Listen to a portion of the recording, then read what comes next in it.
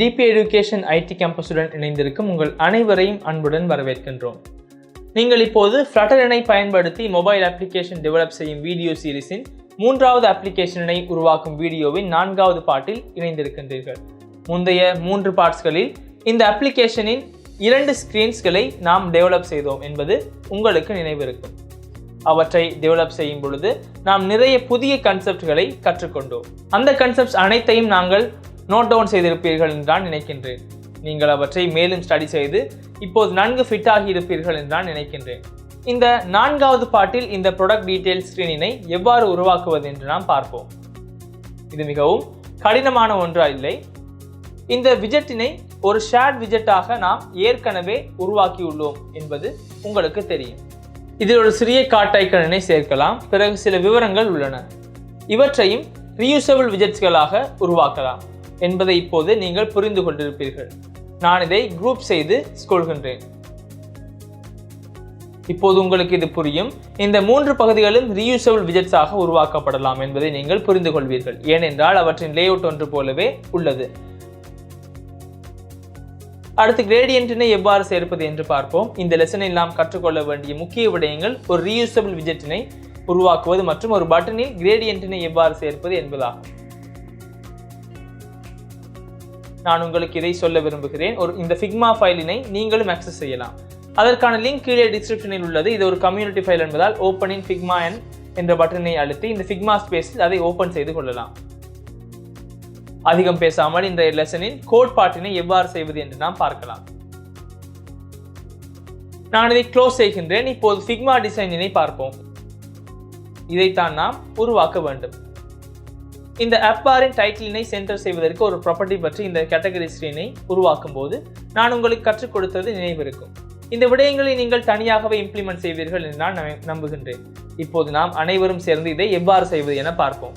நாம் முந்தைய செக்ஷனில் எழுதிய கோட் ஆகும். நாம் பேசிக்கலி இவ்வாறு ஃபோல்டர் ஸ்ட்ரக்சரினை மெயின்டைன் செய்வது என்பதை பற்றி தான் பேசுகிறோம். இப்போது நான் ஒரு புதிய பேஜினை உருவாக்க வேண்டும். நான் ஒரு ஹோம் பேஜினை உருவாக்கி இருப்பது உங்களால் பார்க்க முடியும். இந்த பேஜ் தான் அந்த ஹோம் பேஜ் என்பதாகும். அதன் பிறகு நான் ஒரு கேட்டகரிஸ் பேஜினை உருவாக்கி உள்ளேன். இங்கே இருப்பது கேட்டகரி பேஜ் ஆகும். அதாவது இது ஒரு முழுமையான பேஜ் ஆகும். அடுத்ததாக நான் ப்ராடக்ட்ஸ் டீடைல்ஸ் ஒரு புதிய பேஜினை உருவாக்க வேண்டும். அதற்காக நான் பேஜஸ் ஃபோல்டருக்கு சென்று ரைட் கிளிக் செய்து ஒரு நியூ ஃபோல்டரினை உருவாக்குகின்றேன். அதற்கு ப்ராடக்ட் டீடைல்ஸ் என்று பெயரிடுவோம். அடுத்ததாக ப்ராடக்ட் டீடைல்ஸ் ஃபைலினை உருவாக்குகின்றேன்.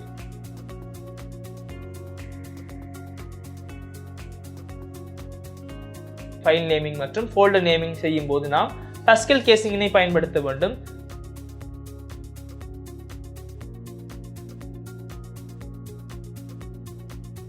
இப்போது நான் Ctrl+B அழுத்தி ஃபைல் எக்ஸ்ப்ளோரரை க்ளோஸ் செய்கின்றேன்.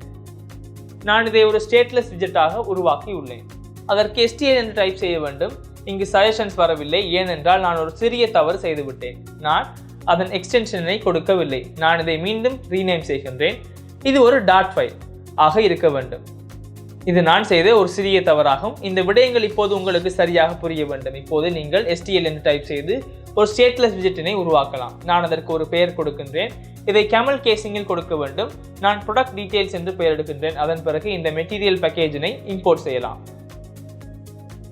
இப்போது நான் இந்த ப்ராடக்ட் டீடைல்ஸ் விஜெட்டில் உள்ள நோட்டிஃபிகேஷனை நீக்குகின்றேன். இப்போது நான் main.dot ஃபைலுக்கு செல்கின்றேன். நான் தற்போது கேட்டகரி பேஜினை சேர்ந்திருப்பது உங்களுக்கு தெரியும். நான் இது ப்ராடக்ட் டீடைல்ஸ் பேஜினை ரீநேம் செய்கின்றேன். இந்த ரீநேம் செய்ய மற்றொரு வழி உள்ளது. முதலில் நான் ப்ராடக்ட் டீடைல்ஸினை மார்க் செய்ய வேண்டும். அடுத்ததாக ரைட் கிளிக் செய்து ரீநேம் சிம்பலினை கொடுக்க வேண்டும்.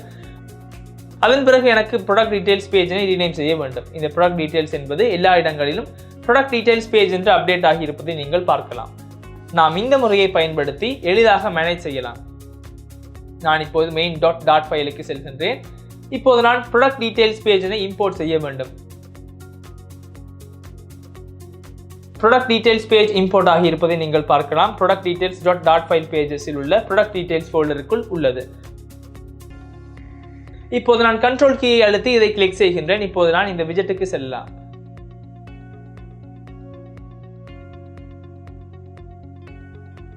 இப்போது நாம் இதை கோட் செய்ய வேண்டும். நாம் ஸ்கேஃபோல்டினை சேர்க்காததால் இங்கே ஒரு பிளாக் ஸ்கிரீன் வந்திருப்பதை நீங்கள் பார்க்கலாம். நான் ஒரு ஸ்கேஃபோல்டினை சேர்த்து சேவ் செய்தால் அது ஒயிட் ஸ்கிரீனாக மாறும்.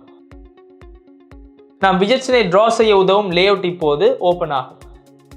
முதலில் நான் ஒரு app barனை சேர்க்கின்றேன். முன்பு நாம் உருவாக்கிய கேட்டகரிஸ் பேஜில் உள்ள அதே app bar தான் தேவைப்படுகிறது. அதை காப்பி செய்தால் எனக்கு மிகவும் எளிதாக இருக்கும். நான் அதை காப்பி செய்கின்றேன். நீங்கள் Ctrl+P அழுத்தி நேரடியாக இந்த பேஜுக்கு செல்லலாம். அதன் பிறகு இந்த பேஜின் பெயரை தேடுங்கள்.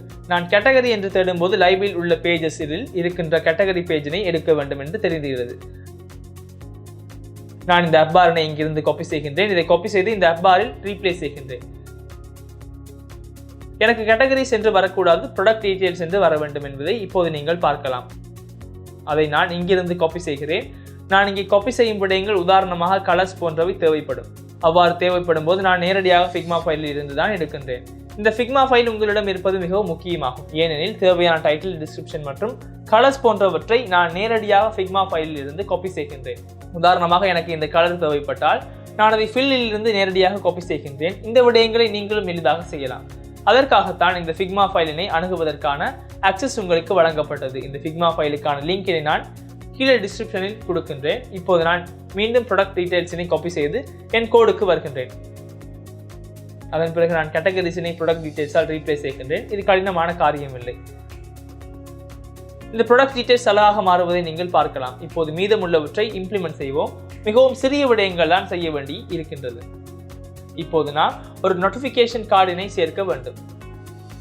கேட்டகரி பேஜுக்கு சென்று பார்ப்போம்.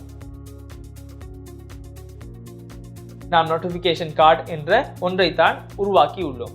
எனவே அதை அப்படியே பயன்படுத்தலாம். இப்போது நாம் app barனை சேர்த்து முடித்து விட்டோம்.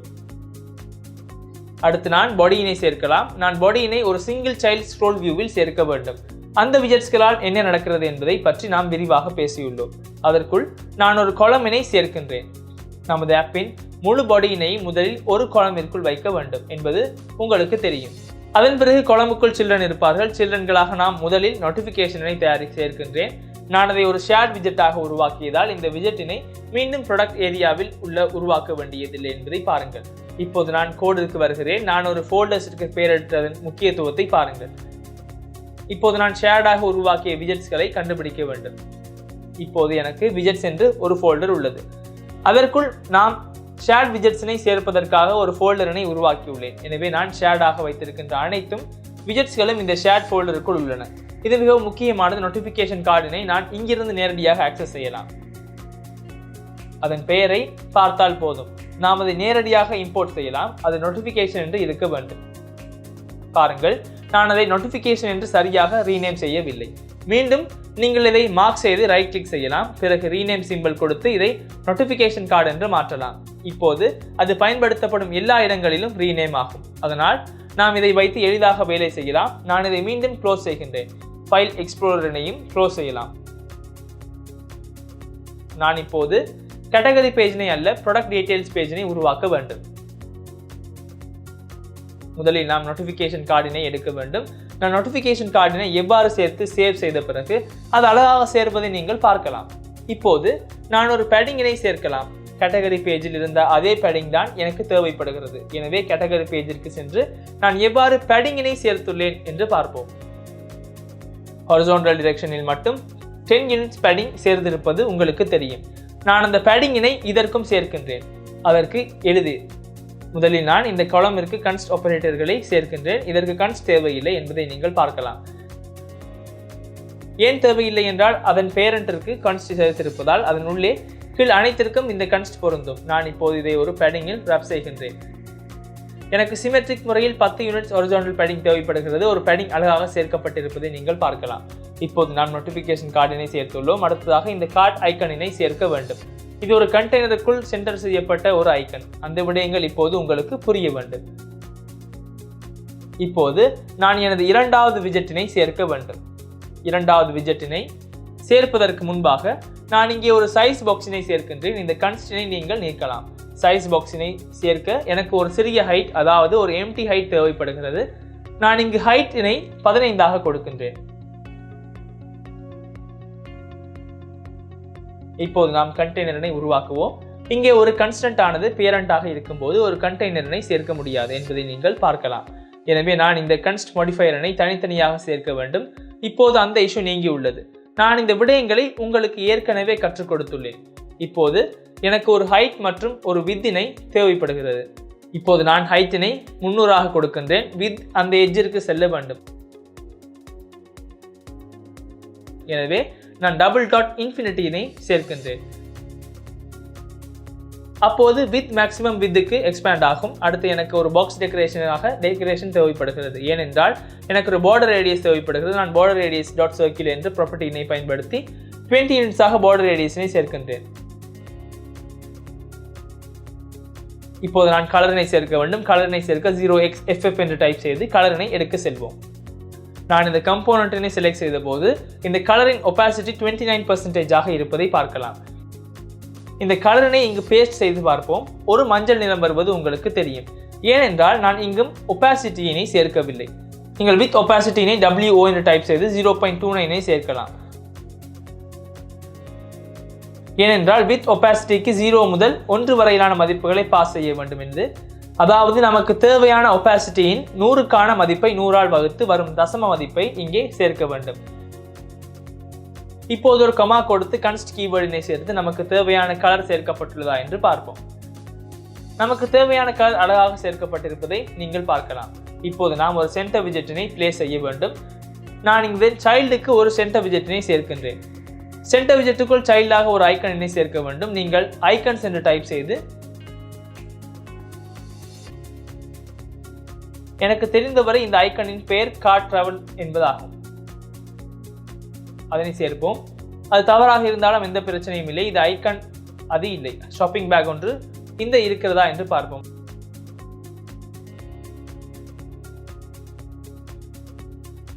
அப்படி ஒன்று இல்லை.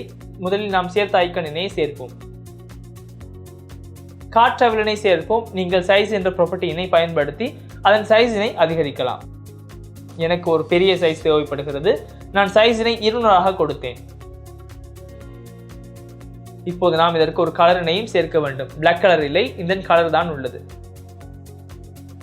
நான் ஐக்கனை செலக்ட் செய்து இங்குள்ள செக்ஷன் கலர்ஸில் இருக்கின்ற கலர் தான் எனக்கு தேவைப்படுகிறது. இப்போது நான் கலர் என்ற ப்ராப்பர்ட்டியில் கலர் 0xFF என்று டைப் செய்து கலரினை பேஸ்ட் செய்கின்றேன். பிறகு டாட் வித் ஒபாசிட்டி என்று டைப் செய்கின்றேன். இதன் ஒபாசிட்டி 75% இருப்பது உங்களுக்கு தெரியும். 75% என்பது 0.75 சேர்க்க வேண்டும். இப்போது நீங்கள் இதற்கு கன்ஸ்ட் மாடிஃபையரையும் சேர்க்கலாம். இப்போது கலர் எவ்வாறு மாறியுள்ளது என்று பார்ப்போம். நான் விரும்பிய ஒன்று கிடைத்துள்ளது. ஆனால் இந்த ஐக்கனுக்கு ஒரு சிறிய ஹாரிசான்டல் பேடிங் மட்டுமே சேர்க்கப்பட்டிருப்பதை நீங்கள் பார்க்கலாம். நான் இந்த கண்டெய்னருக்கு ஹாரிசான்டல் பேடிங்கினையும் சேர்க்கின்றேன். நீங்கள் இந்த கண்டெய்னரினை பேடிங் விஜெட்டில் ரப் செய்யலாம். ரப் வித் பேடிங் என்று கொடுத்து சிமெட்ரிக் ஹாரிசான்டல் 10 வைத்து பார்ப்போம்.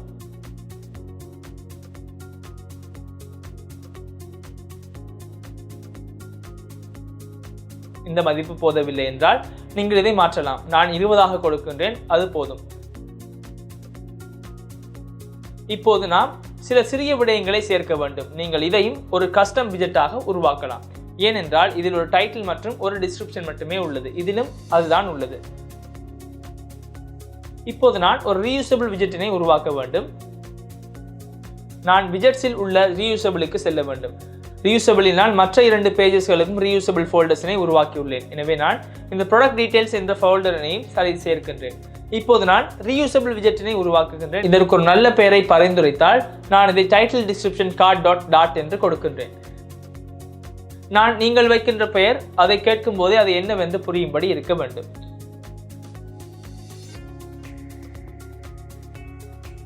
நான் இப்போது ஒரு ஸ்டேட்லெஸ் விஜெட்டினை உருவாக்குகின்றேன். நான் இதற்கு டைட்டில் டிஸ்கிரிப்ஷன் கார்டு என்று பெயர் எடுக்கின்றேன்.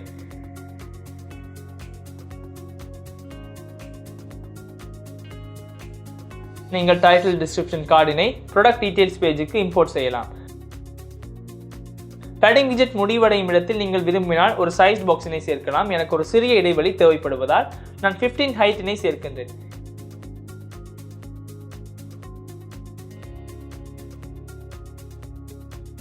இதற்கு கீழே நான் காப்பி செய்த டைட்டில் டிஸ்கிரிப்ஷன் அண்ட் கார்ட் இதனை பேஸ்ட் செய்கின்றேன். இப்போது நீங்கள் இதை இம்போர்ட் செய்யலாம். இப்போது இதில் எதுவும் தெரியவில்லை. ஏனென்றால் நான் இதில் எதையும் சேர்க்கவில்லை. எனக்கு இங்கு ஒரு கண்டெய்னர் தேவையில்லை, ஒரு காலம் தான் தேவைப்படுகிறது என்பதை நீங்கள் பார்க்கலாம். காலமில் சில்ட்ரன் உள்ளனர். சில்ட்ரன்களாக எனக்கு 2 டெக்ஸ்ட் விஜெட்டுகள் தேவைப்படுகிறது. முதலில் நான் இதற்கு டைட்டில் என்று கொடுக்கின்றேன். அதிலிருந்து ஒரு காப்பி எடுத்து டிஸ்கிரிப்ஷன் என்று வைப்போம். இது சரியாக விழுந்திருப்பதை நீங்கள் காணலாம். நான் இவற்றை இந்த பக்கமாக அலைன் செய்ய வேண்டும்.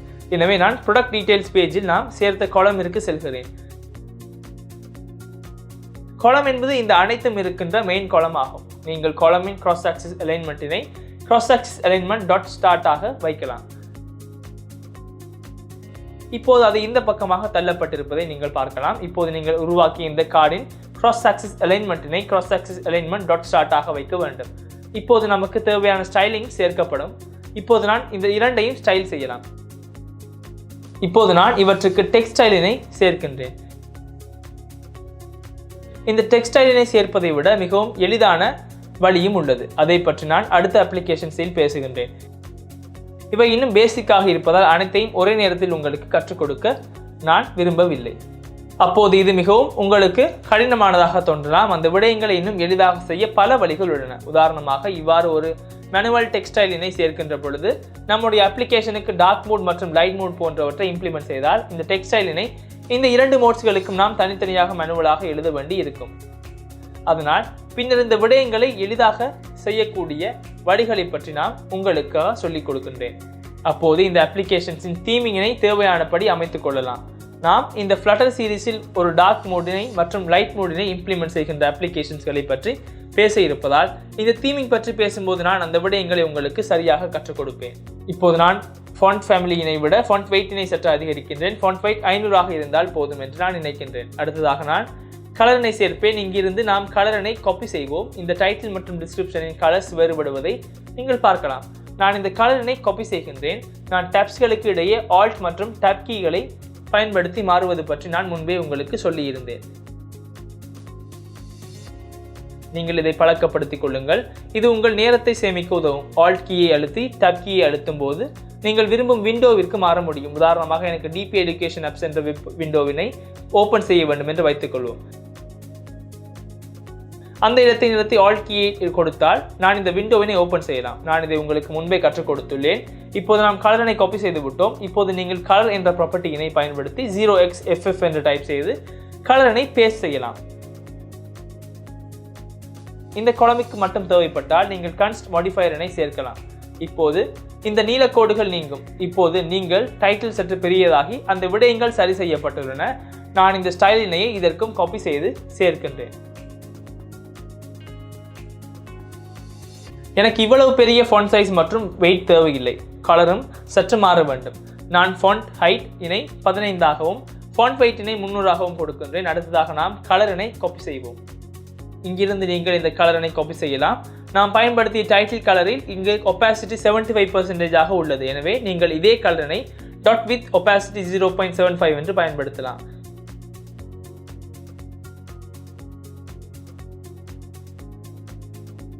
இந்த விடயம் சரியாக பயன்படுத்த வேண்டும் என்றால் இந்த கலரினை நான் ஒரு கன்ஸ்டாக வைக்க வேண்டும் என்பதை நீங்கள் புரிந்து கொள்வீர்கள். இப்போது இந்த டைட்டில் மற்றும் டிஸ்கிரிப்ஷனுக்கு தேவையான ஸ்டைலிங் சேர்க்கப்பட்டிருப்பதாக நான் நினைக்கின்றேன். இப்போது டைட்டில் மற்றும் டிஸ்கிரிப்ஷன் இரண்டையும் தனித்தனி டேட்டாவாக பாஸ் செய்ய வேண்டும் என்பதால் இங்கே கன்ஸ்ட்ரக்டருக்கு இந்த விடயங்களை பாஸ் செய்ய வேண்டும் என்பதை நீங்கள் புரிந்து கொள்ள வேண்டும். இவ்வாறு ஃபைனல் ஸ்ட்ரிங் என்று டைப் செய்து இதற்கு டைட்டில் என்று பெயரிடுவோம். அடுத்ததாக ஃபைனல் ஸ்ட்ரிங் என்று டைப் செய்து இதற்கு டிஸ்கிரிப்ஷன் என்று பெயரிடுவோம். இப்போது நீங்கள் இந்த 2 கன்ஸ்ட்ரக்டர்ஸ்களையும் இதனுடன் சேர்க்கலாம். சேவ் செய்த பிறகு இங்கே ஒரு கமா கொடுத்து மீண்டும் சேவ் செய்யலாம். இப்போது நான் இங்கே டைட்டிலினை சேர்க்க வேண்டும். எனவே நான் இந்த கன்ஸ்ட் என்ற கீவேர்டினை நீக்க வேண்டும். இப்போது நான் இங்கே டைட்டிலினை சேர்க்கலாம். அதன் பிறகு நீங்கள் இந்த டெக்ஸ்டைலினை ஒரு கன்ஸ்டாக வைக்கலாம். அடுத்ததாக இந்த டிஸ்கிரிப்ஷனுக்கு பதிலாக மேனுவலாக டிஸ்கிரிப்ஷனினை பாஸ் செய்யலாம். இப்போது ப்ராடக்ட் டீடைல்ஸ் இந்த டைட்டில் டிஸ்கிரிப்ஷன் கார்டு என்ற விஜெட் பயன்படுத்த இடத்தில் சிவப்பு நிறமாக மாறி இருப்பதை நீங்கள் பார்க்கலாம். ஏனென்றால் நான் இந்த 2 ப்ராப்பர்ட்டிஸ்களையும் பாஸ் செய்ய வேண்டும். அவற்றை நான் இங்கே ரிக்வயர்ட் நேம் பாராமீட்டர்ஸ்களாக வைத்துள்ளேன். எனவே நான் இந்த 2 பாராமீட்டர்ஸ்களையும் கட்டாயமாக பாஸ் செய்ய வேண்டும். டைட்டில் என்ன என்பதை பாஸ் செய்ய வேண்டும். டைட்டில் என்பது ப்ராடக்ட் இன்ஃபர்மேஷன் ஆகும். நான் ஒரே கார்டில் காப்பி பேஸ்ட் செய்திருப்பதை நீங்கள் பார்க்கலாம். ஆனால் இதற்கு நீங்கள் வெவ்வேறு விடயங்களை பாஸ் செய்யலாம். நான் இங்கு டிஸ்கிரிப்ஷனினையும் காப்பி செய்கின்றேன். இதை சேவ் செய்த பிறகு நமக்கு தேவையான விடயங்கள் இங்கு அழகாக சேர்க்கப்பட்டிருப்பதை நீங்கள் பார்க்கலாம். நான் இதை இங்கு ஒரு கன்ஸ்டன்ட்டாக மார்க் செய்கின்றேன். பேசிக்கலி இது போன்ற ஒன்றுதான் தேவைப்படுகிறது. எனவே நான் இந்த சைஸ் பாக்ஸுடன் இதையும் காப்பி செய்கின்றேன். சைஸ் பாக்ஸினை நான் காப்பி செய்தது எனக்கு ஒரு சிறிய இடைவெளி தேவைப்படுகிறது என்பதால் தான். இப்போது இந்த இரண்டும் அழகாக சேர்க்கப்பட்டிருப்பதை நீங்கள் பார்க்கலாம். நீங்கள் விரும்பினால் இந்த பேடிங்கினை அதிகரிக்கலாம். நான் இந்த கன்சிஸ்டன்சினை பராமரிக்க விரும்புகின்றேன். ஏனெனில் நான் இந்த பேடிங்கினை தான் ஒவ்வொரு ஸ்கிரீனுக்கும் பயன்படுத்தி உள்ளேன். நீங்கள் ஒரு UI டிசைனராக இருந்தால் இவ்வாறு மார்க்ஸ்களை பயன்படுத்துவது மிகவும் நல்லது. இந்த டிசைனில் சில தவறுகள் இருக்கலாம். அதை பெரிதாக எடுத்துக்கொள்ள வேண்டாம். இப்போது நாம் இந்த இரண்டு மெயில் செக்ஷன்களையும் உருவாக்கியுள்ளோம். இப்போது நாம் இந்த பிரைஸ் லிஸ்டினை எவ்வாறு உருவாக்குவது என்று பார்ப்போம். இந்த விடயங்களை நாம் கஸ்டம் விஜெட்ஸாக உருவாக்கி அவற்றை ரீயூஸ் செய்யலாம். இங்கே இந்த எண் மாறுகிறது என்பதை நீங்கள் புரிந்து கொள்ள வேண்டும். 1, 2, 3 என மாறுவதை நீங்கள் பார்க்கலாம். அடுத்ததாக நான் இதற்கு பாஸ் செய்யும் இந்த டைட்டில் வேறுபட்டது. நாம் இதற்கு டைட்டில் என்று பெயரிட்டால் டைட்டில் மாறுபடும். அதன் பிறகு நாம் இப்போது இதை மட்டுமே பாஸ் செய்திருந்தாலும் நாம் இந்த கிராம் அளவும் அதன் யூனிட்டும் மாறக்கூடும். அதாவது அதன் அமௌண்ட் மற்றும் அமௌண்டின் யூனிட்டினை நாம் தனித்தனியாக உருவாக்க வேண்டும். நாம் உருவாக்க வேண்டிய இந்த ரீயூசபிள் விஜெட்ஸில் தனித்தனியாக கஸ்டம் பாஸ் செய்ய வேண்டி 4 டேட்டாக்கள் உள்ளன. முதலில் இந்த பிரைஸ் லிஸ்டினை சேர்ப்போம். அது ஒரு எளிய விடயம். நாம் இது போன்ற ஒன்றை முன்பு சேர்க்கவில்லை. நான் இங்கு ஒரு சைஸ் பாக்ஸினை சேர்க்கின்றேன். ஏனெனில் எனக்கு கீழே ஒரு சிறிய இடைவெளி தேவைப்படுகிறது. முதலில் நான் இங்கே ஒரு டெக்ஸ்ட் விஜெட்டினை சேர்க்க வேண்டும். டெக்ஸ்ட் விஜெட்டாக நீங்கள் இந்த பிரைஸ் லிஸ்டினை காப்பி செய்யலாம். நான் இதை இங்கே பேஸ்ட் செய்கின்றேன். நீங்கள் ஒரு ஸ்டைலினை சேர்க்கலாம். நான் ஒரு ஸ்டைலினை சேர்க்கின்றேன். ஏனென்றால் நான் ஸ்டைலினை டெக்ஸ்டுக்குத்தான் சேர்க்கின்றேன். இந்த டெக்ஸ்டைலில் என்னால் பேடிங் அல்லது மார்ஜினை உருவாக்க முடியாது. ஏனென்றால் ஒரு டெக்ஸ்டைல் என்பது அதன் ஃபாண்ட் சைஸ், ஃபாண்ட் வெயிட், அதன் கலர், ஸ்டைல் போன்றவற்றிற்கு தான் குறிக்கிறது. இதன் ஸ்டைலாக புரிந்து கொள்ள வேண்டும். நான் ஃபாண்ட் சைஸினை 21 கொடுக்கின்றேன். அதன் பிறகு நீங்கள் ஃபாண்ட் வெயிட்டினை மாற்றலாம். இந்த விடயங்களை பற்றி நாம் நிறைய பேசி இருக்கிறோம். உங்கள் அப்ளிகேஷனில் இந்த விடயங்களை அழகாக பயன்படுத்தும் திறன் இப்போது உங்களுக்கு இருக்க வேண்டும். நான் அந்த விடயங்களை சேர்த்த பிறகு ஒரு கலரினை சேர்க்கின்றேன். அந்த கலரினையும் நீங்கள் இங்கிருந்தே எடுக்கலாம். இங்குள்ள 3B3636 என்ற ஹெக்ஸ் கோடினை நான் பயன்படுத்த வேண்டும். நாம் கோடுக்கு செல்வோம். கலராக 0xFF என்று டைப் செய்து இந்த கலர் எனக்கு பயன்படுத்த வேண்டும். அதன் பிறகு நீங்கள் இதை ஒரு கன்ஸ்டன்ட்டாக சேர்க்கலாம். பிரைஸ் லிஸ்ட் என்பது அழகாக விழுந்திருப்பதை நீங்கள் பார்க்கலாம். அடுத்து நான் இந்த பிரைஸ் லிஸ்டில் உள்ள கஸ்டம் விஜெட்டினை உருவாக்க வேண்டும். இந்த விஜெட் ஒரு ரீயூசபிள் விஜெட் என்பதால் நான் இது ரீயூசபிள் என்ற ஃபோல்டருக்குள் சேர்க்கலாம். இப்போது நான் அந்த ஃபைலினை உருவாக்குகின்றேன். நான் இப்போது விஜெட்ஸில் உள்ள ரீயூசபிளில் ப்ராடக்ட் டீடைல்ஸுக்கு சென்று ஒரு புதிய ஃபைலினை உருவாக்குகின்றேன். நான் இதற்கு பிரைஸ் கார்டு என்று பெயர் எடுக்கிறேன். இங்கு P சிறிய எழுத்தாக இருந்தால் சில நேரங்களில் குழப்பமடைவேன். ஏனென்றால் நான் வெப் டெவலப்மெண்ட்டுக்கு பழக்கப்பட்டு விட்டேன். சில சமயங்களில் இந்த கம்போனன்ட்ஸ் கேமல் கேசிங்கில் ரீநேம் செய்யப்படுகின்றன. எனவே இந்த விடயங்களை நாங்கள் சரியாக நினைவில் வைத்துக் கொள்ள வேண்டும். நான் தவறாக செய்தாலும் நீங்கள் அதை சரியாக செய்ய வேண்டும். நான் இங்கு ஒரு ஸ்டேட்லெஸ் விஜெட்டினை சேர்க்கின்றேன். நாம் இதற்கு பிரைஸ் கார்டு என்று பெயரிடுவோம். இப்போது நான் இங்கே மெட்டீரியலினை இம்போர்ட் செய்கின்றேன். நாம் இப்போது இந்த பிரைஸ் கார்டினை நினைவுபடுத்தி இம்போர்ட் செய்வோம். இப்போது உருவாக்குவதை விஷுவலி பார்க்க முடியும். ப்ராடக்ட் டீடைல்ஸ் பேஜுக்கு செல்லுங்கள். நீங்கள் VS கோடினை பயன்படுத்தும் போது இது ஆண்ட்ராய்டு ஸ்டுடியோவிலும் காட்டப்படும். நான் இப்போது அந்த ஃபைலினை ஓப்பன் செய்திருக்கிறேன் மற்றும் அந்த ஃபைலின் லொகேஷன் என்ன என்பதை காட்டுகிறது. அதேபோல் இந்த டெக்ஸ்ட் விஜெட்டின் மேல் ஹோவர் செய்யும் போது நான் இந்த மெத்தடுக்குள் சேர்க்கின்றேன் என்பதை காட்டுகிறது. நான் இப்போது லைவில் உள்ள பேஜஸில் உள்ள ப்ராடக்ட் டீடைல்ஸ் என்ற ஃபோல்டரில் உள்ள ப்ராடக்ட் டீடைல்ஸ்.டாட் என்ற ஃபைலினை ஓப்பன் செய்கின்றேன். இது நான் உருவாக்கிய கம்போனன்ட் ஆகும். எனவே இந்த விடயங்கள் உங்களுக்கு மிகவும் எளிது. இப்போது நான் இதை இங்கே பிரைஸ் கார்டு என்று சேர்க்கிறேன். அதன் பிறகு நீங்கள் இந்த ஃபைலினை இம்போர்ட் செய்யலாம். grocery widgets reusable product detailஸில் உள்ள ப்ராடக்ட் பிரைஸ் கார்டினை தான் இப்போது நான் இங்கே இம்போர்ட் செய்ய வேண்டும். உங்களுக்கு தேவைப்பட்டால் இந்த சைஸ்டு பாக்ஸினை சேர்க்கலாம். எவ்வாறு இருக்கிறது என்று நாம் பார்ப்போம். இந்த விதத்தில் தான் அதை சேர்க்க வேண்டும் என்பதை நீங்கள் பார்க்கலாம். இப்போது நாம் இதை உருவாக்குவோம். முதலில் நான் பிரைஸ் கார்டுக்கு செல்கிறேன். நாம் பார்ப்பதற்கு வசதியாக எமுலேட்டரினையும் பக்கத்தில் வைப்போம். எனக்கு பேசிக்கலி ஒரு கண்டெய்னர் தேவையில்லை என்பதை நீங்கள் பார்க்கலாம். எனக்கு ஒரு ரோ தேவைப்படுகிறது. முதலில் நான் ரோவினை சேர்க்கின்றேன். இந்த கண்டெய்னரினை நான் ரோவால் ரீப்ளேஸ் செய்கின்றேன். நீங்கள் ரோவின் சில்ட்ரனினை சேர்க்கலாம். இதுதான் கண்டெய்னர். முதலில் நான் இந்த நம்பரினை உருவாக்குகின்றேன். இது ஒரு கண்டெய்னருக்குள் உள்ளது. முதலில் நான் ஒரு கண்டெய்னரை சேர்க்கின்றேன். இப்போது நான் இதன் ஹைட் மற்றும் வித்தினை சேர்க்க வேண்டும். நான் ஹைட்டினை 50ஆகவும் வித்தினை 50ஆகவும் கொடுக்கின்றேன். அடுத்து நீங்கள் ஒரு கட்டாயமாக டெக்கரேஷனை சேர்க்க வேண்டும். ஏனென்றால் நான் border radius ப்ராப்பர்ட்டியினை பயன்படுத்தி இதை ஒரு சர்க்கிளாக உருவாக்க வேண்டும். நீங்கள் ஒரு பாக்ஸ் டெக்கரேஷனை சேர்க்கலாம். ஒரு பெரிய border radiusனை சேர்த்தால் நீங்கள் இதை ஒரு சர்க்கிளாக மாற்றலாம். எனவே நான் 100 போன்ற ஒரு மதிப்பை கொடுக்கின்றேன். அதன் பிறகு நீங்கள் கலரினை எடுக்கலாம். கலராக 0xFF என்று டைப் செய்கிறேன். அதற்கு பிறகு நீங்கள் இந்த கலரினை எடுக்கலாம். நான் ஏற்கனவே இந்த கம்போனன்ட்டின் மேலே கிளிக் செய்தால் அது ஒரே நேரத்தில் மார்க் ஆகாது. அதற்கு நீங்கள் சரியான கம்போனன்ட்டை டார்கெட் செய்யலாம். கண்ட்ரோல் கீயை அழுத்தி தேவையான இடத்தில் இவ்வாறு ஒரு முறை கிளிக் செய்தால் தேவையான லேயர் நேரடியாக செலக்ட் ஆகும். இப்போது நான் இந்த கலரினை காப்பி செய்து இங்கே பேஸ்ட் செய்கின்றேன்.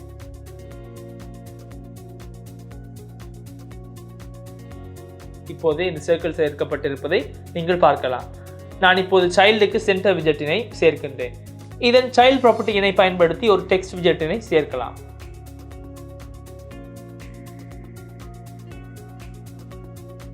இப்போது இந்த டெக்ஸ்ட் விஜெட்டில் 1 என்று மேனுவலி சேர்க்கலாம். நீங்கள் மேனுவலி சேர்த்த மதிப்பு டெக்ஸ்ட் விஜெட்டில் சேர்க்கப்பட்டிருப்பதை நீங்கள் பார்க்கலாம். இப்போது இதற்கு ஒரு ஸ்டைலினை சேர்க்கலாம். ஸ்டைலுக்கு நான் ஒரு டெக்ஸ்டினை சேர்க்கலாம். டெக்ஸ்ட் ஸ்டைலாக நான் ஃபாண்ட் சைஸினை 18ஆக வைக்கலாம். அடுத்து நீங்கள் ஃபாண்ட் வெயிட்டினை கொடுக்கலாம். நான் வழக்கமாக ஃபாண்ட் வெயிட்டினை 500ஆக கொடுக்கின்றேன். அடுத்து நீங்கள் ஒரு கலரினை கொடுக்கலாம். நான் தற்போது colors.black54 என்ற ஷேடினை சேர்க்கின்றேன். எண்கள் சற்று பெரிதாகி ஒரு கலர் சேர்க்கப்பட்டிருப்பதை நீங்கள் பார்க்கலாம். நான் இங்கு ஒரு கன்ஸ்ட் மாடிஃபையரினை சேர்க்கின்றேன். இப்போது நாம் சேர்த்த முதல் ஐட்டம் விழுந்திருப்பதை நீங்கள் பார்க்கலாம். இப்போது எனக்கு இந்த டைட்டிலினை சேர்க்க வேண்டும். அதை இந்த ரோவில் சேர்க்கலாம். கண்டெய்னர் முடியும் இடத்தில் ஒரு டெக்ஸ்ட் விஜெட்டினை சேர்க்கலாம். நான் இப்போது இந்த டேட்டாவை டெக்ஸ்ட் விஜெட்டுக்குள்ளேயே வைத்திருக்கிறேன். ஏனென்றால் அதை டெவலப் செய்வது எனக்கு எளிது. முதலில் நான் டெக்ஸ்ட் விஜெட்டுக்கு ஸ்டைலிங்ஸ்களை சேர்க்கின்றேன். ஏனென்றால் ஸ்டைலிங்ஸ்களை இப்போதே சேர்ப்பது எனக்கு எளிதாக இருக்கும். எனக்கு ஒரு ஃபாண்ட் சைஸ் தேவைப்படுகிறது. நான் ஃபாண்ட் சைஸினை 18ஆக கொடுக்கின்றேன். அடுத்து ஃபாண்ட் வெயிட்டினை சேர்க்கின்றேன். நாம் பெரும்பாலும் font size, font weight, colour ஆகியவற்றை தான் பயன்படுத்துகின்றோம்.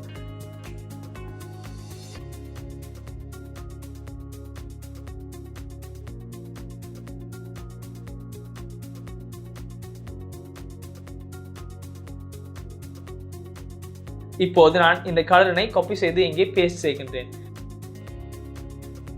எண்கள் சற்று பெரிதாகி ஒரு கலர் சேர்க்கப்பட்டிருப்பதை நீங்கள் பார்க்கலாம். எனக்கு இந்த கலர் இந்த இடத்திற்கு தேவையில்லை. இங்கு இருக்கும் கருப்பு நிறமே போதுமாகும். யூசருக்கு நம்பர் சரியாக தெரிவதால் அது மிகவும் நல்லது. தற்போது இந்த கன்ஸ்ட் கீவேர்டும் தேவையில்லை. நாம் இதை ஒரு பாராமீட்டராக பாஸ் செய்வதால் இந்த கன்ஸ்டை நீக்க வேண்டும். இப்போது இதை அப்படியே வைத்து அடுத்து என்ன செய்ய வேண்டும் என்று நாம் பார்ப்போம்.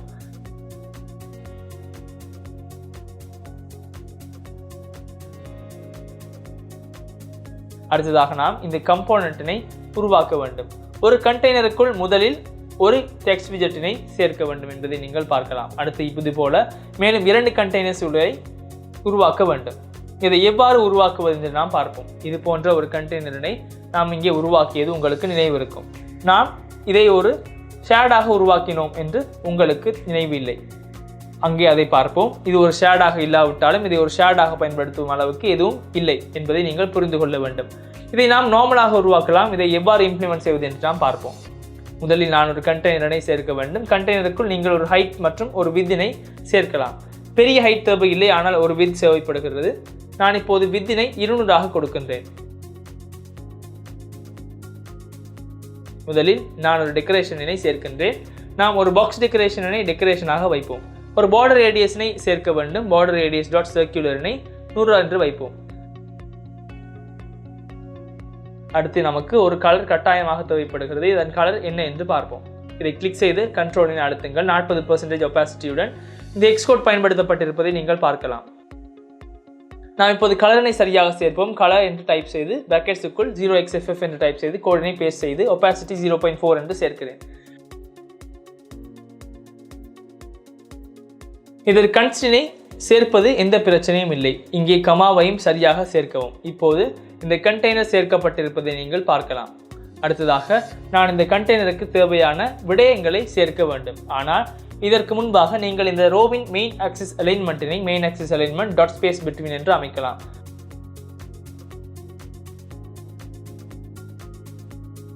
அப்போது கண்டென்ட் தேவையான விதத்தில் செப்பரேட் ஆகும்.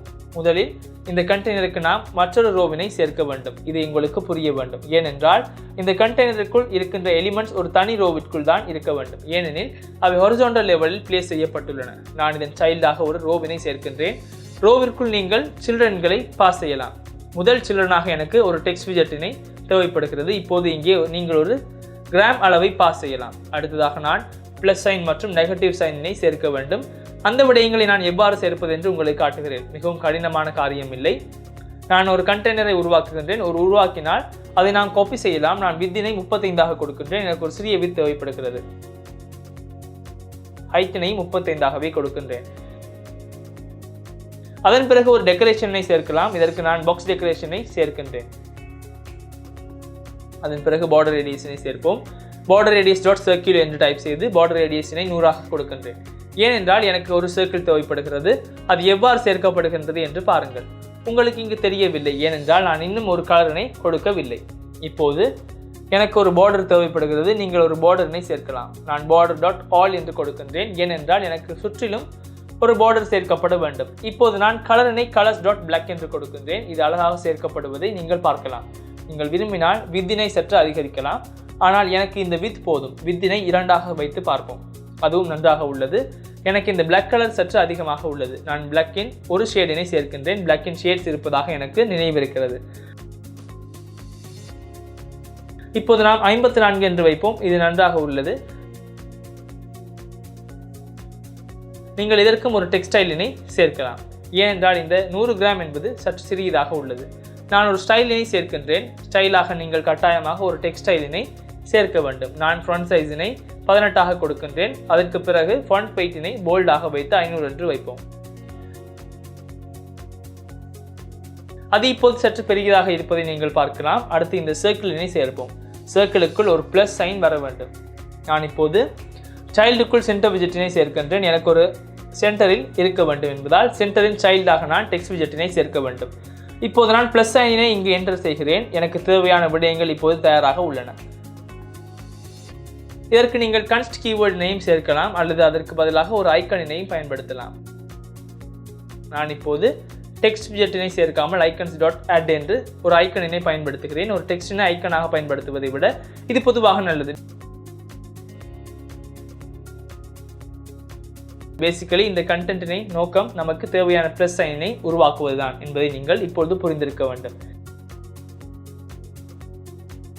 கரெக்ஷன். இதே போல எனக்கு நெகட்டிவ் சைனுக்கும் ஒன்று தேவைப்படுகிறது. ஐக்கன் மட்டும் மாற வேண்டும். அதனால் நான் இங்கிருந்து ஒரு காப்பி எடுத்துக்கொள்கின்றேன். ஒரு காப்பி எடுத்து இந்த நெகட்டிவ் சைனுக்கு ரிமூவ் என்ற ஐக்கனினை பயன்படுத்தலாம். ஏனென்றால் நெகட்டிவ் சைன் ரிமூவ் என்ற ஐக்கனில் உள்ளது. அடுத்து இந்த ரோவின் மெயின் ஆக்சிஸினை ஸ்பேஸ் பிட்வீன் செய்யலாம். இப்போது அந்த விடயங்கள் 2ஆக பிரிக்கப்பட்டு சரியாக வைக்கப்படும். Main axis alignment dot space between என்று செய்தால் அது அழகாக தெரியாது என்பதை நீங்கள் பார்க்கலாம். அதனால் நான் இங்கு ஸ்பேஸ் ஈவன்லி என்ற ஒன்றை பயன்படுத்துகின்றேன். இப்போது நாம் உருவாக்கியுள்ள இந்த டேட்டாவை கஸ்டமாக பாஸ் செய்ய வேண்டும். ஏனென்றால் இந்த ப்ராடக்ட் டீடைல்ஸின் பிரைஸ் கார்டுக்கு பாஸ் செய்ய வேண்டும். அதன் நம்பர், டைட்டில், வெயிட் போன்ற விடயங்களை பாஸ் செய்ய வேண்டும். அதனால் நான் இங்கு பிரைஸ் கார்டில் ஒரு கன்ஸ்ட்ரக்டரினை உருவாக்குகின்றேன். முதலில் நான் ஒரு ஃபைனல் இன்டிஜரினை உருவாக்குகின்றேன். நான் இதற்கு ப்ராடக்ட் நம்பர் என்று பெயரிடுகின்றேன். அடுத்ததாக ஃபைனல் ஸ்ட்ரிங் ப்ராடக்ட் நேம் என்று வைப்போம்.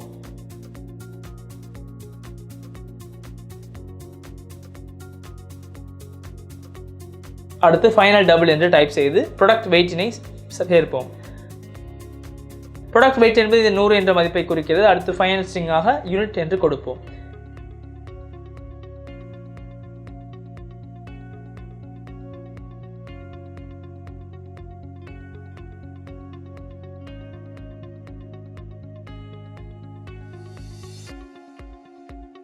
இப்போது இந்த விடயங்களை required name parametersகளாக சேர்க்கலாம். இதை நாம் டைப் செய்ய தேவையில்லை. இந்த ப்ராடக்ட் நம்பரினை ஒன்றாக வர வேண்டும். நீங்கள் இந்த கன்ஸ்டன்ட்டினை நீக்கலாம். நான் ஒரு வேல்யூவினை கன்ஸ்டன்ட்டாக பாஸ் செய்தால் என்னால் இந்த விடயங்களை சேர்க்க முடியாது. ஏனென்றால் நான் அங்கு பாஸ் செய்யும் வேல்யூவுக்கு ஏற்ப இதை அப்டேட் செய்ய வேண்டும். இந்த விதத்தில் product number dot to string என்று டைப் செய்கின்றேன். ஏனென்றால் நான் அதை ஒரு ஸ்ட்ரிங் ஆகத்தான் பாஸ் செய்ய வேண்டும்.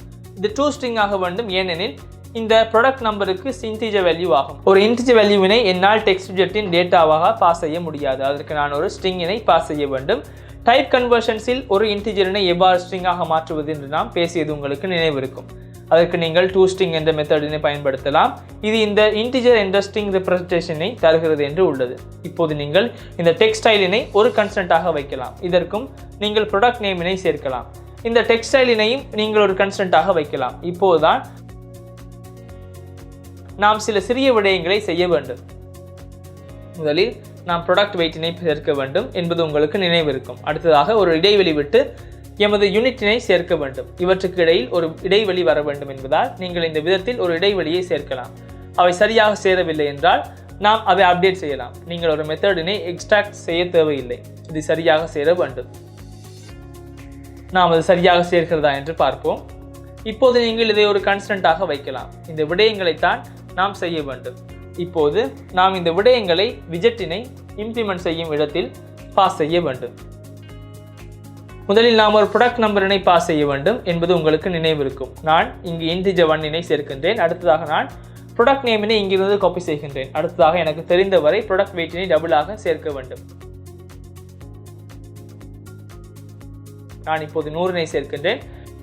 அடுத்து யூனிட். நான் யூனிட்டினை ஒரு ஸ்ட்ரிங்காக கிராம் என்று சேர்க்கிறேன். இது அழகாக ஸ்டைல் ஆகுது நீங்கள் பார்க்கலாம்.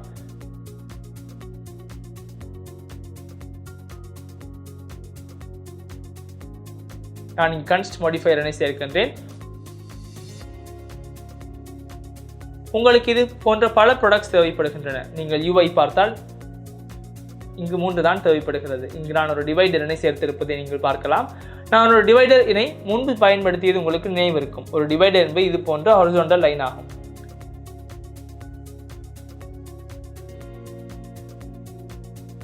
நீங்கள் டிவைடரினை பயன்படுத்தி அதை வரையலாம். நான் இந்த டிவைடரினையும் எனது கம்போனன்ட்டுடன் சேர்க்கின்றேன். டிவைடர்ஸ் இந்த அளவிற்கு சேர்க்கப்பட்டிருப்பதை நீங்கள் பார்க்கலாம். இவ்வாறு ஒரு சிறிய இடைவெளியை சேர்க்க வேண்டும்.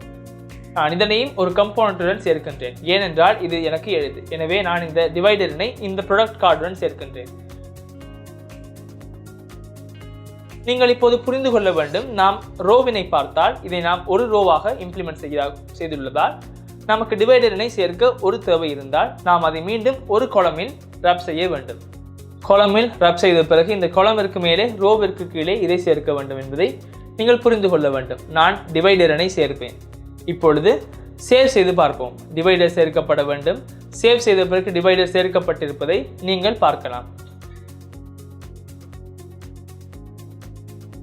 அந்த அளவு எனக்கு போதும்.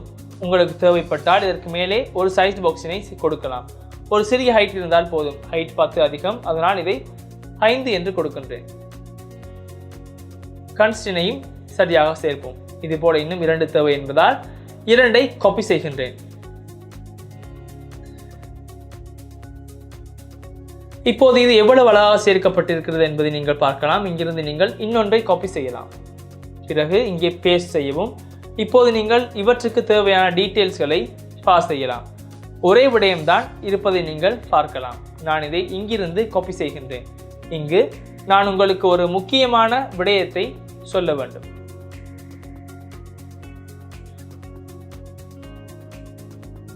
நான் இதை சேவ் செய்தால் ஒரு ஓவர்ஃப்ளோ இஷ்யூ வருவதை நீங்கள் பார்க்கலாம். இந்த ஓவர்ஃப்ளோ இஷ்யூ ஏன் வருகிறது என்பதை நீங்கள் புரிந்து கொள்ள வேண்டும். ஏனென்றால் இங்குள்ள இந்த வார்த்தை மிகவும் நீளமாக இருப்பதால் இது ஓவர்ஃப்ளோ ஆகிறது. ஏனென்றால் நான் இதற்கு ஒரு ஃபிக்ஸ்ட் வித்தினை சேர்க்கவில்லை. நான் அதை ஹோவர் செய்து உங்களுக்கு காட்டுகின்றேன். இங்கு கிரீன் பீஸுக்கு நான் ஒரு ஃபிக்ஸ்ட் வித்தினை சேர்க்கவில்லை. இந்த வித்துக்கு இந்த அளவுதான். இதில் வித்துக்கு அளவிற்கு தள்ளப்பட்டிருப்பதை நீங்கள் பார்க்கலாம். இது தள்ளப்படும் போது இந்த கம்போனன்ட்ஸ்களுக்கு 2 செய்ய இடம் குறைவாக உள்ளது. இப்போது ஒரு ஓவர்ஃப்ளோ வந்திருப்பதை நீங்கள் பார்க்கலாம்.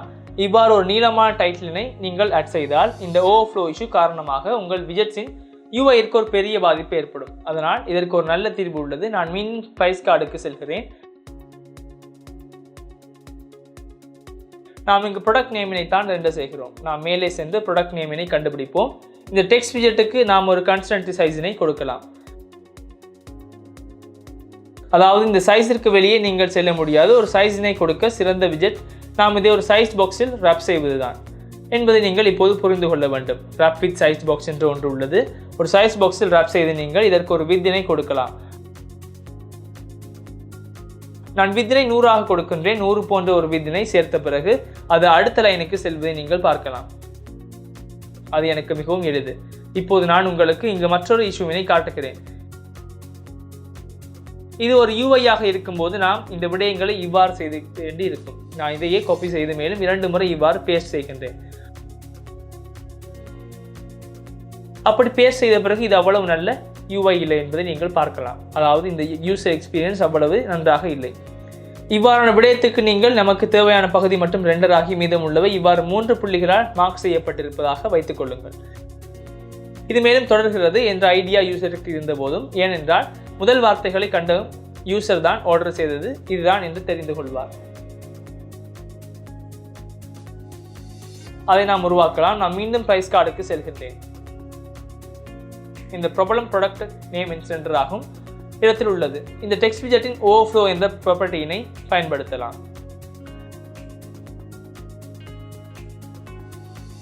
அதாவது இந்த டெக்ஸ்ட் ஓவர்ஃப்ளோ ஆகும் வகையில் நான் அதை அமைக்கலாம். இதற்காக நான் டெக்ஸ்ட் ஓவர்ஃப்ளோ டாட் எலிப்சிஸ் என்ற யூஸ் செய்கின்றேன். இதை ஓவர் செய்யும் போது uses and ellipsis to indicate that the text has overflowed என்று இருப்பதை காணலாம். நான் எதிர்பார்த்தது இங்கு நடந்தது. 3 புள்ளிகள் இந்த டெக்ஸ்ட் இன்னும் தொடர்கிறது என்பதை யூசருக்கு ஒரு ஐடியாவாக கொடுக்கிறது. அதனால் நீங்கள் இந்த விடயத்தை சரியாக அமைத்துக் கொள்ளலாம். நான் இதை நீக்குகிறேன். இப்போது எனக்கு இது தேவையில்லை. நீங்கள் இதற்கு பல்வேறு விடயங்களை பாஸ் செய்யலாம். தசம எண்களையும் பாஸ் செய்யலாம். இது ஒரு லீட்டர் என்று வைத்துக் கொள்வோம். நான் இந்த கடைசி ஒன்றை தான் மாற்றினேன். இப்போது எந்த பிரச்சனையும் இல்லை. நான் இதற்கு கொக்கோ கோலா என்று பெயரிடுகின்றேன். இந்த விடயங்கள் அழகாக சேர்க்கப்படுவதை நீங்கள் பார்க்கலாம். ப்ராடக்ட் வெயிட்டினை 21 கொடுக்கின்றேன். நமது யூசர் இன்டர்ஃபேஸில் ஒரு சிறிய இஷ்யூ இருப்பதை நீங்கள் பார்க்கலாம். நான் முன்பு இந்த பிரைஸ் மற்றும் யூனிட்டுக்கு ஒரு இடைவெளியை சேர்த்தேன். அந்த இடைவெளி சேர்க்கப்படவில்லை என்பதை பாருங்கள். நாம் ஏதேனும் தவறு செய்துள்ளோமா என்று பார்ப்போம். நாம் மீண்டும் எமது பிரைஸ் கார்டுக்கு செல்வோம். நாம் சற்று கீழே ஸ்க்ரோல் செய்கிறேன். நான் இங்கே ஒரு தவறு செய்துள்ளேன். எனக்கு இது இவ்வாறு தேவையில்லை. எனக்கு இந்த இடைவெளி மட்டும் சேர்க்கப்பட வேண்டும். நான் உங்களுக்கு ஒரு மேலதிக விடயத்தை சொல்கிறேன். நாம் இங்கு இந்த விடயங்களை எவ்வாறு கன்ஸ்டன்ட்டாக டைப் செய்தாலும் இது போன்ற விடயங்கள் பெரும்பாலும் ஒரு டேட்டாபேஸ், ஒரு API அல்லது வேறு எங்கிருந்தோ ஃபெச் செய்யப்படுகின்றன என்பதை நீங்கள் புரிந்து கொள்ள வேண்டும். இந்த மதிப்புகள் மேனுவலி கால்குலேட் செய்யப்பட்டாலும் அவற்றினுடைய உண்மையான விலை பல யூனிட்ஸ் அல்லது பல தசமங்கள் வரை செல்லலாம். அப்போது நான் இதை சேவ் செய்யும் போது அதை அப்படியே நீளமாக தெரிவது யூசர் எக்ஸ்பீரியன்ஸுக்கு நல்லதல்ல. அதாவது அதிகபட்சம் 2 தசம இடங்கள் வரை காட்டினால் போதும். அந்த விடயங்களை எவ்வாறு சரி செய்வது என்று நாம் டாட் சீரிஸில் பேசினோம். நீங்கள் இந்த ப்ராடக்ட் வெயிட்டிற்கு ஒரு மெத்தடினை அழைக்கலாம். ஒரு மெத்தடினை அழைக்க வேண்டும் என்றால் ஒரு ப்ராடக்ட் வெயிட்டினை கேர்லி பிராக்கெட்ஸுக்குள் ரேப் செய்ய வேண்டும். நீங்கள் பாஸ் செய்யக்கூடிய மெத்தட்ஸ்களை பார்க்கலாம். எனக்கு தெரிந்தவரை toString as pict என்ற ஒன்றை தான் பயன்படுத்த வேண்டும்.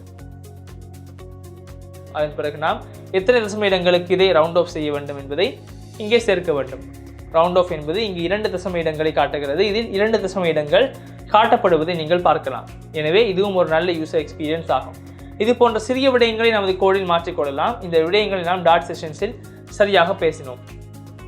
இப்போது ஒரு பகுதியாக சரியாக உருவாக்கப்பட்டிருப்பதாக நான் நம்புகிறேன். நான் மீண்டும் UIற்கு சென்று வேறு என்ன இம்ப்ளிமெண்ட் செய்ய வேண்டும் என்று பார்ப்போம்.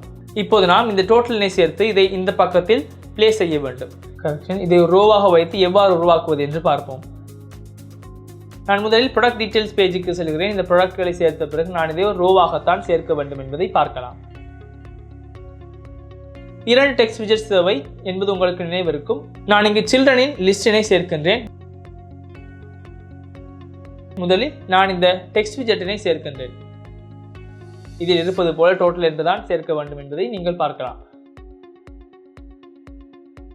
அதன் பிறகு நான் இதை ஸ்டைல் செய்கிறேன். நான் இதை ஒரு டெக்ஸ்ட் ஸ்டைலாக சேர்க்கின்றேன். நீங்கள் ஃபாண்ட் சைஸினை அதிகரிக்கலாம். நான் ஃபாண்ட் சைஸினை 22 கொடுக்கின்றேன். அதன் பிறகு கலரினை பிளாக் என்று கொடுக்கின்றேன். பொதுவாக டிஃபால்ட்டாக பிளாக் தான் வரும் என்று நினைக்கின்றேன். அதனால் கலரினை அதிகரிக்க தேவையில்லை. எனக்கு ஃபாண்ட் வெயிட்டின் தேவைப்படுகின்றது. நான் ஃபாண்ட் வெயிட்டினை 500 கொடுக்கின்றேன்.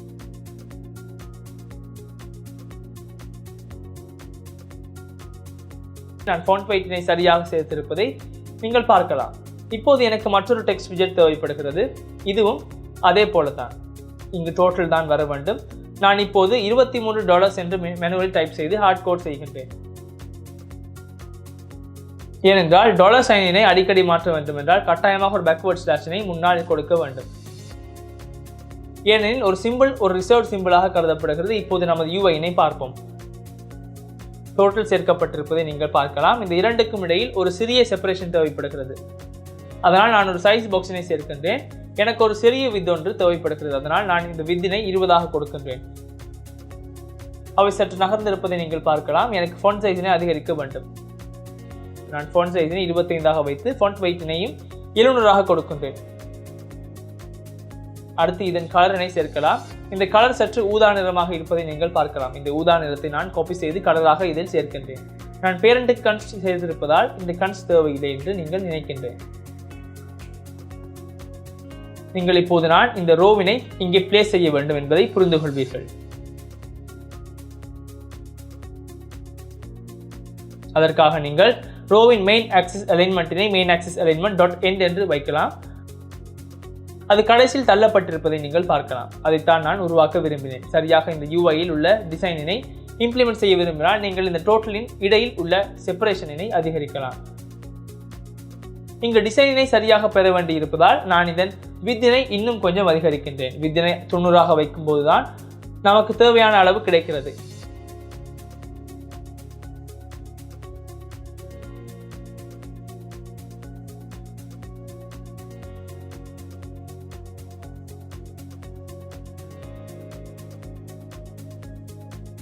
இந்த செக்ஷனில் நான் இன்னும் ஒரு முக்கியமான படித்தை எவ்வாறு செய்வது என்று கற்றுக் கொடுக்கிறேன். அது இந்த பட்டனினை எவ்வாறு சரியாக சேர்ப்பது என்பதுதான். இப்போது நான் அதை உங்களுக்கு கற்றுக் கொடுக்கின்றேன்.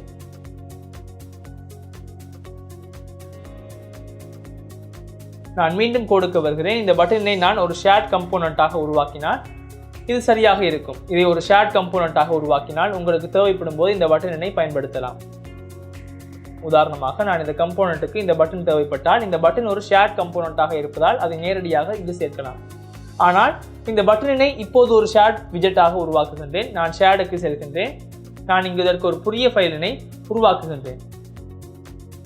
நான் அதற்கு கிரேடியன்ட் பட்டன் டாட் என்று பெயரிடுகிறேன். நான் கிரேடியன்ட் பட்டன் என்று ஸ்டேட்லெஸ் விஜெட்டினை உருவாக்குவோம். முதலில் இதை ஒரு கண்டெய்னராக உருவாக்கும். கண்டெய்னரில் நீங்கள் ஒரு கஸ்டம் வித்தினை சேர்க்கலாம். நான் இப்போது வித்தினை 100 கொடுக்கின்றேன். நான் இதை கட்டாயமாக ஒரு கஸ்டம் ப்ராப்பர்ட்டியாக பாஸ் செய்ய வேண்டும். உங்களுக்கு தேவைப்பட்டால் ஹைட்டினையும் கஸ்டமாக மாற்றலாம். நான் இப்போது ஹைட்டினை 50 கொடுக்கின்றேன். அடுத்து டெக்கரேஷன் என்ற ப்ராப்பர்ட்டியில் நிறைய வேலை உள்ளது. நான் ஒரு பாக்ஸ் டெக்கரேஷன் ஒன்றை சேர்க்கின்றேன். ஒரு பாக்ஸ் டெக்கரேஷனாக நான் முதலில் ஒரு கிரேடியன்ட்டினை சேர்க்க வேண்டும். பாக்ஸ் டெக்கரேஷனுக்கு கிரேடியன்ட் என்ற ப்ராப்பர்ட்டி ஒன்று உள்ளது. இந்த கிரேடியன்ட்டாக நான் ஒரு லீனியர் கிரேடியன்ட்டினை சேர்க்கின்றேன். இந்த லீனியர் கிரேடியன்ட் என்றால் என்ன என்று நாம் அதன் மேல் ஹோவர் செய்யும் போது தெரிகிறது. creates a linear gradient என்று உள்ளது. அதாவது இந்த லீனியர் கிரேடியன்ட் என்ற விஜெட்டினை பயன்படுத்தி நீங்கள் ஒரு லீனியர் கிரேடியன்ட்டினை உருவாக்கலாம். இங்கு கலர் இல்லை, கலர்ஸ் உள்ளது என்பதை நீங்கள் பார்க்கலாம். கலர்ஸாக லிஸ்ட் ஆஃப் கலர்ஸினை பாஸ் செய்யலாம். அதுதான் முக்கியமாக இது கட்டாயமாக ரிக்வயர்டாக உள்ளது என்பதை நீங்கள் பார்க்கலாம். நான் ஒரு கலர்ஸ் லிஸ்டினை பாஸ் செய்யலாம். அதனால் முதலில் நான் இதற்கு ஒரு கலர்ஸ் லிஸ்டினை பாஸ் செய்கிறேன். முதலில் கலர்ஸ் லிஸ்டாக நான் ஒரு லிஸ்டினை சேர்க்கலாம். நான் இதற்கு எனது 2 கலர்ஸ்களை பாஸ் செய்கிறேன். இந்த கிரேடியன்ட்டுக்கு பயன்படுத்தப்பட்ட கலர்ஸ்களை நீங்கள் கண்டறியலாம். இந்த கிரேடியன்ட்டினை இந்த விதத்தில் கண்ட்ரோல் கிளிக் செய்யுங்கள். அதன் பிறகு இந்த லீனியர் கிரேடியன்ட்டின் மேல் கிளிக் செய்யலாம். இப்போது இந்த கலர்ஸ்கள் உருவாக்கப்பட்ட ஒரு லீனியர் கிரேடியன்ட்டிற்கு சேர்க்கப்பட்டிருக்கிறது. இதை கிளிக் செய்தால் இந்த கோடினை காப்பி செய்யலாம். இதுதான் எனது முதல் கலர் ஆகும். ஒரு கலர் 0xff என்று டைப் செய்து கலரினை பேஸ்ட் செய்கிறேன். அடுத்து ஒரு கமாவினை சேர்க்கின்றேன். ஏனெனில் இது ஒரு லிஸ்ட் ஆகும். அடுத்த கலருக்கு மஞ்சள் நிறமாகும். நான் அதன் கோடினையும் காப்பி செய்கின்றேன். இரண்டின் ஒபாசிட்டியும் 100 இருப்பதை நீங்கள் பார்க்கலாம். அதனால் நான் இதை சாதாரணமாக சேர்க்கலாம். ஒரு கலராக 0xFF என்று டைப் செய்து கோடினை பேஸ்ட் செய்து ஒரு கமாவை சேர்க்கின்றேன். இது கிரேடியன்ட் பட்டன் என்றும் இருக்கிறதை பார்க்கலாம். ப்ராடக்ட் டீடைல்ஸ் பேஜினை பிரைஸ்களை சேர்த்த பிறகு எனது காலமுக்கு கீழே வந்து சேர்க்கின்றேன்.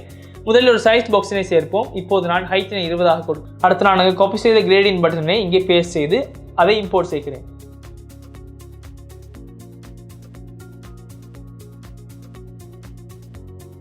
இப்போது இங்கே ஒரு சிறிய கிரேடியன்ட் பட்டன் உருவாக்கப்பட்டிருப்பதை நீங்கள் பார்க்கலாம். அதாவது ஒரு கிரேடியன்ட் சேர்க்கப்பட்டுள்ளது. அது எவ்வளவு அழகாக சேர்க்கப்பட்டிருக்கின்றது என்பதை நீங்கள் பார்க்கலாம். அதனால்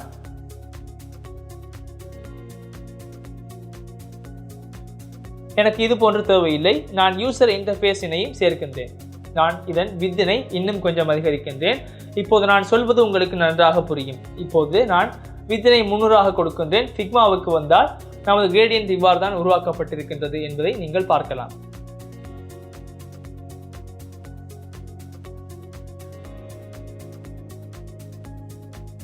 ஆனால் எனது கிரேடியன்ட் இவ்வாறு இல்லை என்பதை பாருங்கள். இதில் கிரேடியன்ட் மேலே ஊதா நிறத்தில் தொடங்கி கீழே மஞ்சள் நிறத்தில் உள்ளது.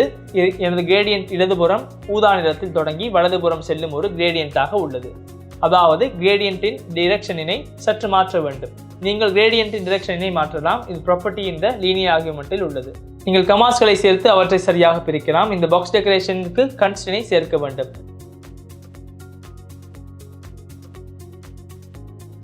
கிரேடியன்ட்டை கலர்ஸ்களை கொடுத்த பிறகு இது எவ்வாறு பிகின் செய்யப்பட வேண்டும் என்று இதில் உள்ளது. இது மேலே இருந்துதான் பிகின் செய்யப்பட வேண்டும் என்பதை நீங்கள் புரிந்து கொள்வீர்கள். அதாவது இந்த ஊதா நிறம் மேலிருந்து தொடங்க வேண்டும். அதனால் நீங்கள் இந்த பிகின் என்ற ப்ராப்பர்ட்டியினை பார்க்கலாம். இந்த அலைன்மெண்ட் டாட் டாப் சென்டர் என்று உள்ளது. அதாவது இது மேலே உள்ள சென்டரில் இருந்து தொடங்க வேண்டும். மேலே உள்ள சென்டர் என்பது இவ்வாறு ஒரு இடமாகும். டாப் என்பது இந்த இடமாகும். டாப் இன் சென்டர் என்பது இந்த இடமாகும். டாப் இன் சென்டரில் இருந்து தொடங்கி அது எண்ட் ஆகும் இடத்தை செல்ல வேண்டும். எனவே எண்ட் என்ற ப்ராப்பர்ட்டி உள்ளது. அலைன் டாட் பாட்டம் சென்டரில் ரெட் ஆக வேண்டும் என்று கொடுக்கின்றேன். இந்த விடயங்கள் கடினமானவை இல்லை. இப்போது நமது கிரேடியன்ட்டினை பார்ப்போம். நான் பாக்ஸ் டெக்கரேஷனுக்கு ஒரு பார்டர் ரேடியஸினை சேர்க்கின்றேன். இப்போது அந்த விடயங்களை சரியாக பார்க்கலாம். நான் இங்கு சேர்த்த கன்ஸ்டனை நீக்குகின்றேன். பார்டர் ரேடியஸ் வந்ததால் எனக்கு அது தேவையில்லை. நான் சர்க்குலருக்கு 100 இணை கொடுக்கின்றேன்.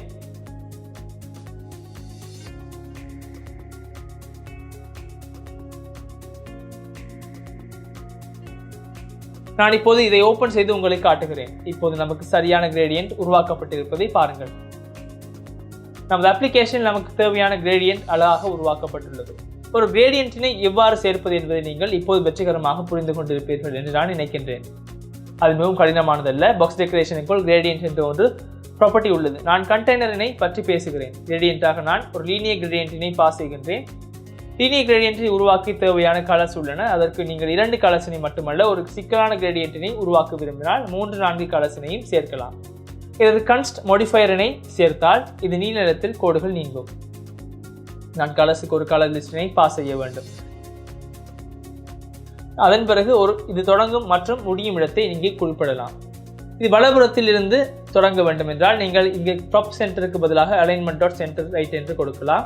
அப்படி கொடுத்து சேவ் செய்தால் அது சென்டர் ரைட்டில் இருந்து தொடங்குவதை காணலாம். அப்போது அது சென்டர் லெஃப்டில் முடிய வேண்டும். இப்போது இந்த ஸ்டைலிங் அழகாக சேர்க்கப்படுவதை நீங்கள் பார்க்கலாம். ஆனால் எனக்கு டாப் சென்டர் மற்றும் பாட்டம் சென்டர் என்ற ஓரியன்ட் தான் தேவைப்படுகிறது. எனவே டெக்கரேஷனுக்கு கீழே நீங்கள் ஒரு சைல்டினை பாஸ் செய்யலாம். இப்போது மீதியை எவ்வாறு செய்வது என்று உங்களுக்கு புரியும். ஒரு டெக்ஸ்ட் விஜெட்டாக நீங்கள் பட்டன் அல்லது வேறு ஏதேனும் ஒன்றை பாஸ் செய்யலாம். பட்டன் இப்போது இவ்வாறு விழுந்திருப்பதை நீங்கள் பார்க்கலாம். ஆனால் எனக்கு இவ்வாறு தேவையில்லை. நான் இந்த டெக்ஸ்டினை சென்டர் விஜெட்டில் ரப் செய்கின்றேன். இப்போது பட்டன் உங்களுக்கு தேவையான இடத்தில் இவ்வாறு பிளேஸ் செய்யப்படும். இப்போது நான் இதன் டெக்ஸ்ட் ஸ்டைலிங்கினை உருவாக்குகின்றேன். ஒரு ஸ்டைலாக நீங்கள் ஒரு டெக்ஸ்ட் ஸ்டைலினை பாஸ் செய்யலாம். எனக்கு ஃபாண்ட் சைஸ் அதிகரிக்க வேண்டும். நான் ஃபாண்ட் சைஸினை 20 கொடுக்கின்றேன். அதன் பிறகு நான் ஃபாண்ட் வெயிட்டினை போல்டாக கொடுக்கின்றேன். இந்த அளவுக்கு எனது பட்டன் விழுந்திருக்கிறது. இப்போது இந்த பட்டனின் அலைன்மெண்ட்டினை உருவாக்க முன்பாக இதற்கு தேவையான விடயங்களை நான் ஒரு தனி கன்ஸ்ட்ரக்டருக்கு பாஸ் செய்கிறேன். இந்த பட்டனினை மற்றொரு கம்போனண்ட்டுக்கு உருவாக்கினால் யூசர் இந்த பட்டனினை எந்த ஸ்கிரீனிலும் ப்ளே செய்ய விரும்புகிறார் என்று வைத்துக் கொள்வோம். இந்த பட்டனினை நான் இப்போது ஷேடாக உருவாக்கி கொண்டு இருக்கின்றோம். அதனால் யூசர் இந்த கலர்ஸ்களை மாற்றிக்கொள்ள முடிய வேண்டும். அதன் பிறகு இடையில் உள்ள டெக்ஸ்டினை மாற்றிக்கொள்ள முடிய வேண்டும். நாம் மேலும் சிந்தித்தால் நீளம் மற்றும் அகலத்தை மாற்றிக்கொள்ள முடிய வேண்டும். எனவே இந்த கன்ஸ்ட்ரக்டரில் அந்த ப்ராப்பர்ட்டிஸ்களை இம்ப்ளிமெண்ட் செய்வோம். முதலில் நாம் நீளம் மற்றும் அகலத்தை சேர்ப்போம். ஃபைனல் டபுள் என்று வைப்போம். ஏனென்றால் அது கட்டாயமாக ஒரு டபுளாக இருக்க வேண்டும். இதற்கு பட்டன் ஹைட் என்று பெயரிடுவோம். அதன் பிறகு நான் பட்டன் வித்தினை சேர்க்கலாம். அதற்கு நாங்கள் ஒரு கலரினை சேர்க்கலாம். நான் இங்கு 2 கலர்ஸ்களை சேர்ப்பதால் மேலே தொடங்கும் கலரினை டாப் கலர் என்று கொடுக்கின்றேன். அடுத்த கலரினை பாட்டம் கலர் என்று கொடுக்கின்றேன். அடுத்து நான் இதற்கு டெக்ஸ்டினை பாஸ் செய்ய வேண்டும். அதாவது நான் இதற்கு ஃபைனல் ஸ்ட்ரிங் பட்டன் டைட்டில் என்று பெயரிடுவேன். இங்கு T என்ற எழுத்து கேபிட்டலாக இருக்க வேண்டும். இப்போது நாம் இதை ரிக்வயர்ட் நேம் என்று பாராமீட்டர்ஸாக வைத்து சேவ் செய்வோம். இப்போது இந்த விடயங்கள் சரியாக சேர்க்கப்பட்டுள்ளன. இப்போது நான் இந்த விடயங்களை எனது விஜெட்டிற்குள் பாஸ் செய்ய வேண்டும். நான் முதலில் வித்தினை உருவாக்குகின்றேன். நீங்கள் இதற்கு பட்டன் வித்தினை சேர்க்கலாம். அதன் பிறகு நீங்கள் பட்டன் ஹைட்டினை சேர்க்கலாம். அடுத்து நீங்கள் கலராக டாப் கலரினை சேர்க்கலாம்.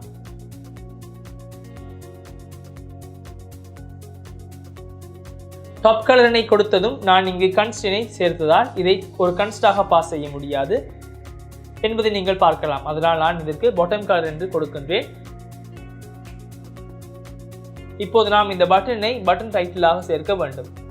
நான் இந்த விதத்தில் கன்ஸ்டன்ட்களை சேர்த்ததால் சஜஷன்ஸ் வரவில்லை. நீங்கள் பட்டன் டைட்டிலினை இங்கு சேர்க்கலாம். அதற்கு பிறகு நீங்கள் இங்குள்ள டெக்ஸ்டைலிற்கு கன்ஸ்டன்ட்டை சேர்க்கலாம். நாம் இப்போது அனைத்தினையும் சரியாக சேர்ந்திருப்பதாக நான் நினைக்கின்றேன். நாம் வித் மற்றும் ஹைட்டினை சேர்த்துள்ளோம். Top colour, bottom colour, title ஆகியவற்றை சரியாக சேர்த்துள்ளோம். இப்போது நான் இந்த விடயங்களை இந்த விஜெட்டுக்குள் சரியாக பாஸ் செய்ய வேண்டும். முதலில் பட்டன் டைட்டிலினை பாஸ் செய்வோம். பட்டன் டைட்டில் என்பது ப்ரொசீட் டு பே என்பதாகும். அடுத்து நீங்கள் டாப் கலரினை பாஸ் செய்யலாம். டாப் கலர் என்பது இங்குள்ள ஊதா நிறமாகும். இந்த விதத்தில் ஒரு காப்பி எடுத்து நீங்கள் கலராக 0xFF என்று டைப் செய்து கலரினை பேஸ்ட் செய்யலாம்.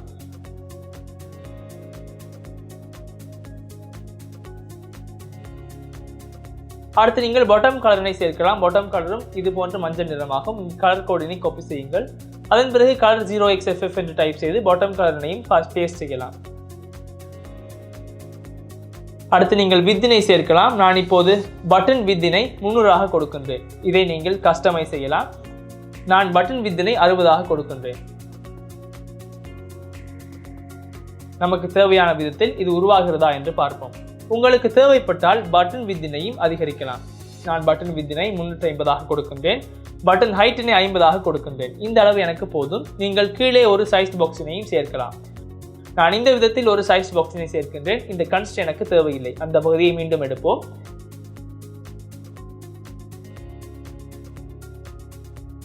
இப்போது நான் இங்கே கீழே ஒரு சைஸ் பாக்ஸினை சேர்க்கின்றேன். ஏனென்றால் இது ஒரு கீழே ஒரு சிறிய இடைவெளி இருந்தால் நன்றாக இருக்கும். நான் இதை காப்பி செய்து இங்கே பேஸ்ட் செய்கின்றேன்.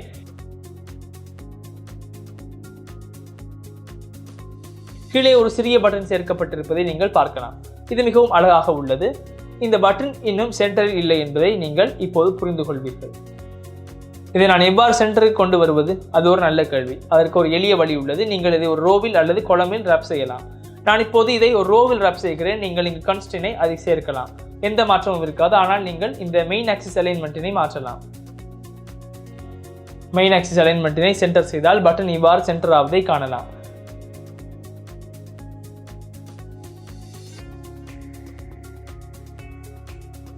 நான் இங்குள்ள ஹைட்டினை 30 கொடுக்கின்றேன். 30 வைத்த பிறகு இது அழகாக டிசைன் செய்யப்பட்டிருப்பதை நீங்கள் பார்க்கலாம்.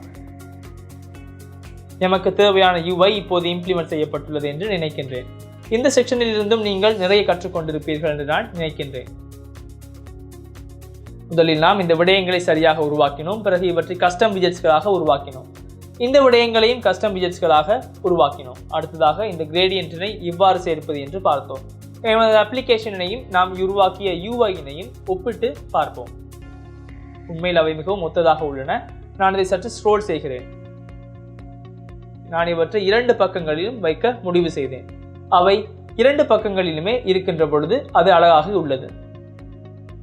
இது இதைவிட நன்றாக உள்ளது என்று நான் நினைக்கின்றேன். அதனால் நான் இதை இந்த விதத்தில் இம்ப்ளிமெண்ட் செய்தேன்.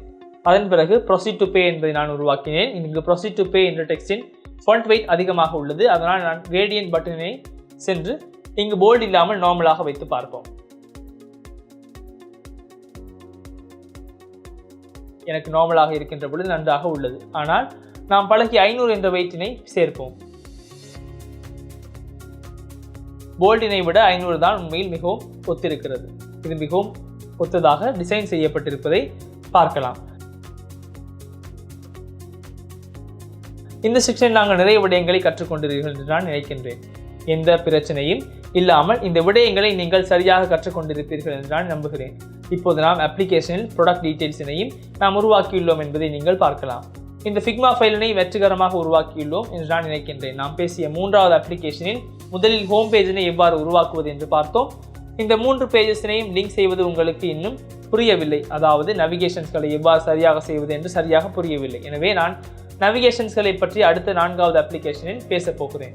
நீங்கள் இந்த பேஜஸ்களை தனித்தனியாக வைத்து பார்க்கலாம். main.dot-இல் இப்போது நமக்கு ப்ராடக்ட் டீடைல்ஸ் பேஜ் காட்டப்படுகிறது. இதுதான் நமது ப்ராடக்ட் டீடைல்ஸ் பேஜ் என்பதை நீங்கள் பார்க்கலாம். நீங்கள் இங்கு ஹோம் பேஜினை இம்போர்ட் செய்து சேவ் செய்யலாம். ஹோம் பேஜினை இம்போர்ட் செய்த பிறகு இதுதான் நமது அழகாக உருவாக்கிய ஹோம் பேஜ் என்பதை நீங்கள் பார்க்கலாம்.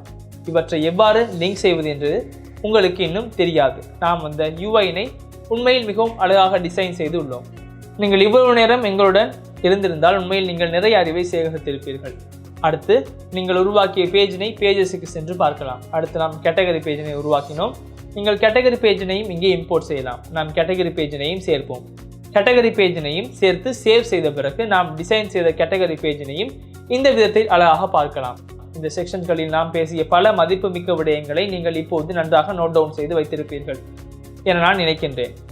நமது முக்கிய குறிக்கோள் இந்த 3வது அப்ளிகேஷனில் விஜெட்ஸ்களை எவ்வாறு மீண்டும் பயன்படுத்துவது என்பதாகும்.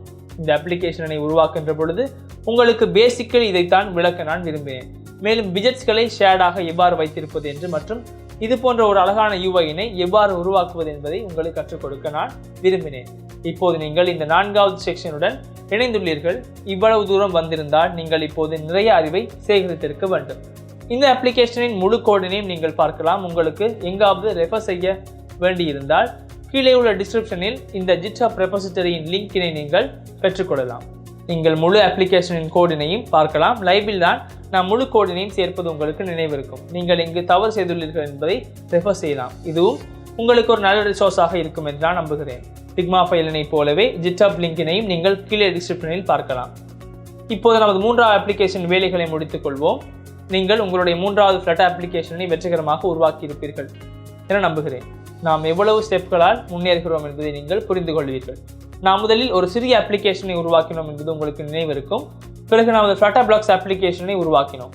இப்போது நாம் ஃப்ளட்டர் க்ரோசரி அப்ளிகேஷனை உருவாக்கியுள்ளோம். இவை அனைத்திலிருந்தும் நாம் யூசர் இன்டர்ஃபேஸ்களை எவ்வாறு உருவாக்குவது மற்றும் அந்த லாஜிக்கினை எவ்வாறு சிந்திப்பது என்று பற்றி தான் உங்களுக்கு பேசிக்கலி பேசினேன். அந்த விடயங்களை தான் நான் உங்களுக்கு பழக்கப்படுத்தினேன். அடுத்து வரும் அப்ளிகேஷனில் நாம் என்ன உருவாக்கப் போகிறோம் என்று பார்ப்போம். இப்போது நாம் உருவாக்க போகும் 4வது அப்ளிகேஷன் என்ன என்று பார்ப்போம். இந்த ஸ்கிரீனில் நீங்கள் பார்ப்பது தான் நாம் உருவாக்க போகின்ற 4வது அப்ளிகேஷன் ஆகும். நமது 4வது அப்ளிகேஷன் பேர் ஆசம் பிளேசஸ் என்பதாகும். அப்ளிகேஷனை உருவாக்கும் செக்ஷனில் நான் இமேஜஸ்களை எவ்வாறு பயன்படுத்துவது மற்றும் ஃப்ளட்டரில் பேசிக் நேவிகேஷன்ஸ்களை எவ்வாறு இம்ப்ளிமெண்ட் செய்வது என்பது பற்றி கற்று பேசுகின்றேன். அந்த செக்ஷனில் நான் உங்களுக்கு பேசிக்கலி அந்த விடயங்களை தான் பேச எதிர்பார்க்கின்றேன். நான் ஒரு இமேஜினை பயன்படுத்தி இருப்பதையும் மற்றும் இவ்வாறு கேட்டகரிஸ் இருப்பதை நீங்கள் பார்க்கலாம். இந்த கேட்டகரிஸ்களை கிளிக் செய்தால் நீங்கள் அந்த கேட்டகரிக்கு செல்லலாம். இதில் நீங்கள் நிறைய விடயங்களை கற்றுக்கொள்ளலாம். இவ்வாறு அழகான கேட்டகரிஸுக்கு செல்லலாம் என்பதை நீங்கள் பார்க்கலாம். இந்த விதத்தில் ஃபார்ம்ஸ்களை எவ்வாறு உருவாக்குவது என்பது பற்றியும் நான் இதில் பேசுகின்றேன். அதன் பிறகு புக் ரைட் என்ற இடத்தில் இருந்து நீங்கள் ஒரு ரைட்டினை புக் செய்து இந்த சப்மிட் செய்யலாம்.